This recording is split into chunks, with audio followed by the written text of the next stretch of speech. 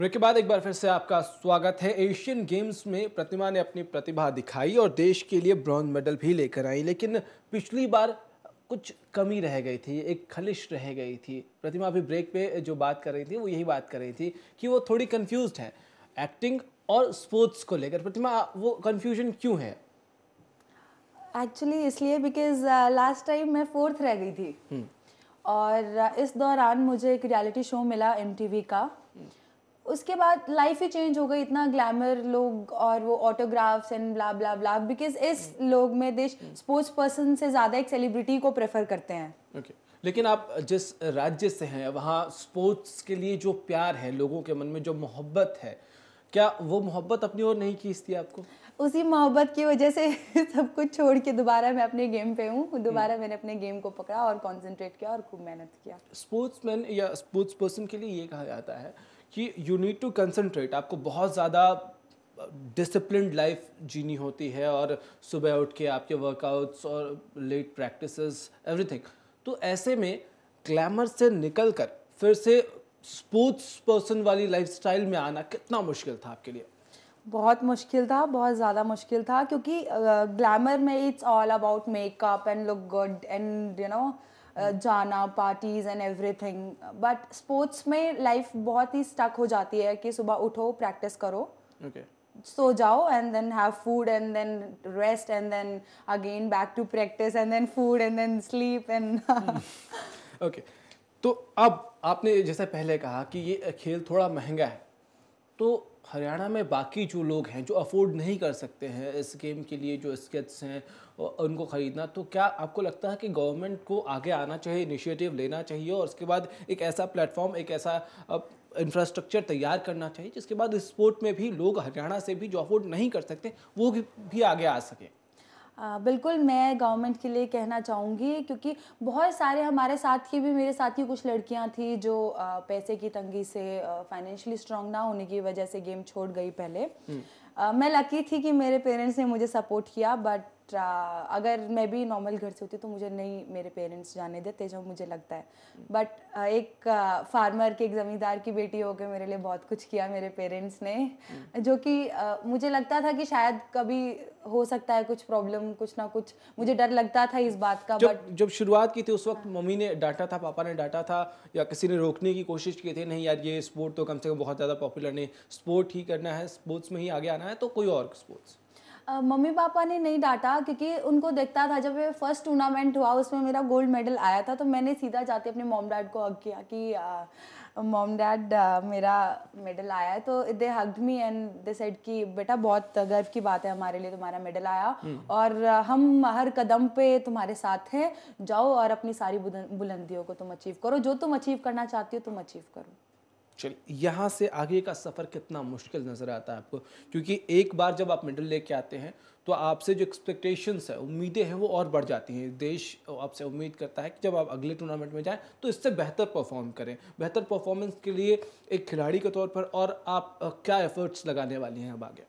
बिल्कुल, मेरी चुनौतियां तो बहुत ज़्यादा बढ़ गई हैं, क्योंकि अब इस बार जैसे कि मेरा ब्रॉन्ज मेडल आ गया है तो सबकी उम्मीदें मेरे से हैं कि वो गोल्ड आए।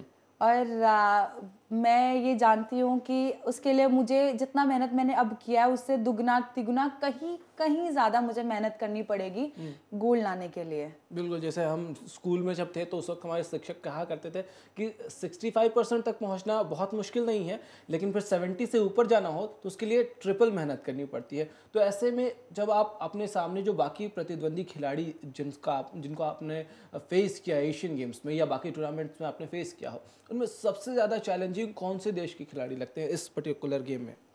इस पर्टिकुलर गेम में बिकॉज यहाँ पर तो चाइना सबसे ज़्यादा फास्ट था। चाइना अगेन, चाइना तो बहुत बेहतरीन प्लेयर्स हैं चाइना के। फिर उसके बाद ताइपाई बहुत अच्छे, वहाँ के भी बहुत अच्छे प्लेयर्स हैं। हम लोग मतलब हमारा जो स्पोर्ट है इसमें ऑलमोस्ट सब पैरेलल होते हैं, मतलब यू नेवर नो कि क्या हो जाए एट द मोमेंट।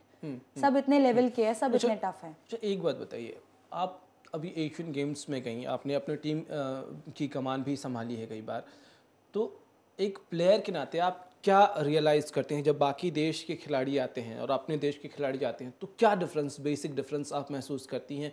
क्या इंफ्रास्ट्रक्चर में जो डिफरेंस है उनके देश में और हमारे देश में, क्या वो बहुत बड़ा फ़र्क लाता है आपकी सोच में? नहीं, मुझे लगता है कि बहुत ज़्यादा फर्क नहीं है। अब इंडिया, जिस तरीके से इंडिया ने ग्रोथ किया है, कुछ साल पहले की बात करें तो इंफ्रास्ट्रक्चर में बहुत ज़्यादा कमियां थी, लेकिन अभी जो पिछले कुछ साल गए हैं उनमें इंफ्रास्ट्रक्चर बहुत ज़्यादा इम्प्रूव हुआ है। और अब अगर हम कंपेयर करें चीज़ों को तो चीज़ें थोड़ा बहुत सिर्फ फ़र्क है।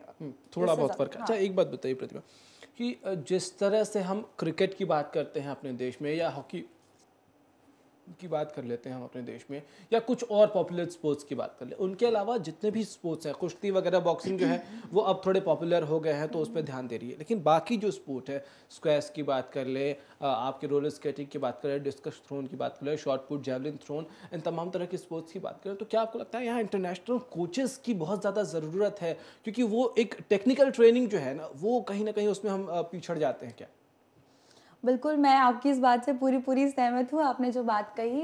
क्योंकि यहाँ से जाने से पहले भी इनफैक्ट हमने भी इंटरनेशनल कोचिंग ली थी, बाहर से ही कोचिंग ली थी, क्योंकि बहुत ज़्यादा ज़रूरी है। वहाँ के जो कोचेज़ हैं दे आर डिफरेंट, वो बहुत ही अलग से ट्रीट करते हैं। मतलब कमियों को बहुत ईजीली प्लेयर को फील नहीं होता है कि कब आपकी कमी सुधर जाती है।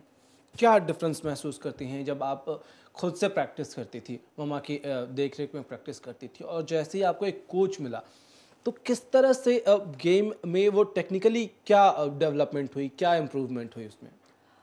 अगर जैसे, क्योंकि जब मैं खुद प्रैक्टिस करती थी, कमियां सुधारने में बहुत टाइम लगता था मुझे, क्योंकि मुझे रिकॉर्ड करके देखना पड़ता था कि मेरी क्या कमी है, फिर उस पर वर्क करना पड़ता है। बट अगर आपके सामने कोच हो जाता है तो वो आपकी चीज़ों को बहुत बहुत क्विकली नोटिस करता है और वो ऑन द स्पॉट उस चीज़ को ठीक कर देता है। ओके, अब आपके स्पोर्ट्स की बात करेगा पर्टिकुलरली, तो एक आम इंसान के लिए तो यही है कि कुछ चक्के लगे हैं और एक शूज़ है और उसके ऊपर प्लेयर को जो है वो आगे जाना है। आप टेक्निकलिटीज़ के हिसाब से मुझे बताएं कि ये स्पोर्ट है क्या एग्जैक्टली? मैं कहना चाहती हूँ आपसे कुछ ऐसा नहीं।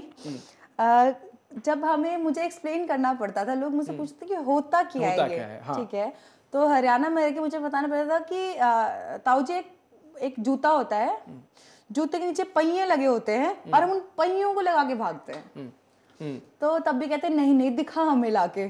तो जब मैं उनको अपने स्केट्स दिखाते थे तो कहते थे कि आए छोरी, ये भी के खेल है, छोड़ दे, इसने नहीं करना, ये कुछ और कर ले, तू भाज ले।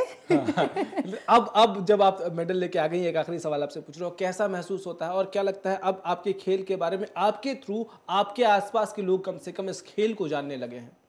बिल्कुल बिल्कुल, एक बार मेडल आ जाता है तो हर गेम जो है हाईलाइट हो जाता है। पहले बॉक्सिंग और रेसलिंग कोई नहीं पूछता था, लेकिन जब सुशील ने मेडल लिया अपने इंडिया के लिए, उसके बाद से तो हर जो भी पेरेंट्स सुबह उठता है वो यही सोचता है कि हाँ, मेरा बेटे को मैं सुशील कुमार बनाऊंगा। चलिए प्रतिभा, वक्त इतना ही, इजाजत देता है। बहुत बहुत शुक्रिया और शुभकामनाएं हमारे चैनल की तरफ से कि आप अपने फ्यूचर में और बेहतर करें और अगली बार जब जाएं तो गोल्ड मेडल लेकर ही आएँ, अपने देश का झंडा गोल्ड मेडल के साथ लहराएं, तो ज़्यादा अच्छा लगेगा। बहुत बहुत शुक्रिया हमारे साथ जुड़ने के लिए। तो आज हमने देखा कि किस तरह प्रतिमा ने जिस चीज़ को ठाना उसको पूरा किया, उन्होंने देश का तिरंगा लहराया, लेकिन ऐसे और भी कई लोग हैं जो अलग अलग खेलों में एक्सपर्टीज़ हासिल कर सकते हैं। ज़रूरत एक मौके की है और ज़रूरत खुद के लगन और प्रतिभा को पहचानने की भी है। फिलहाल इतना ही, मुझे दीजिए इजाज़त, नमस्कार।